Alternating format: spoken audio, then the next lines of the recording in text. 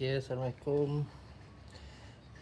Hari ini saya tukar water pump kereta Aviza, kereta saya sendiri.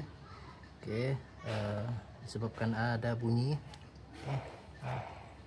Ini pun dah longgar. Tengok ni ya, dia dah longgar sedikit. Okay, jadi saya perlu tukar sebab dah bunyi bising. Okay.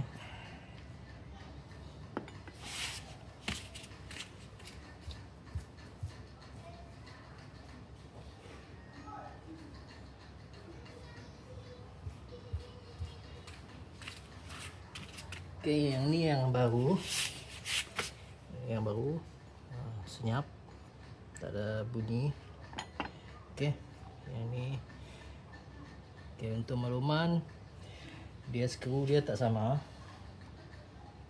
Okay, ada yang panjang dan ada yang pendek. Okay, dan ada satu lagi yang 14 di ujung ini. Okay, 14 ujung, yang lain semua 12. Okay, yang panjang satu sini, satu sini. Okay, pendek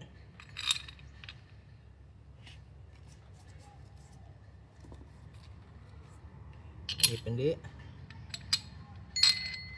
Okay, yang ni 14 atas dan yang ni panjang. Satu lagi.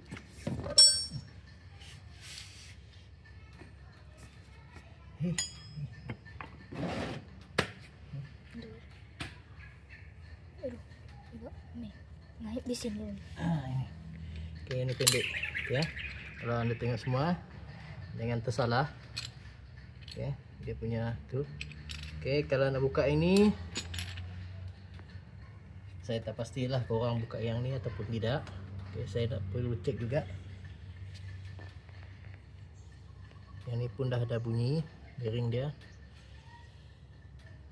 Okay, saya terpaksa buka yang ini sebab saya tak dapat keluarkan yang ni tadi. Susah sikit. Okay, jadi saya buka. Okay, dan juga ni tensioner ni perlu buka sebab ada skru yang ni di sebelah sini.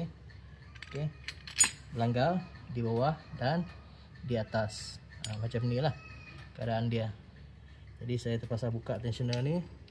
Tensioner ni pun masih okey, cuma ada longgar sikit rasanya. Okey.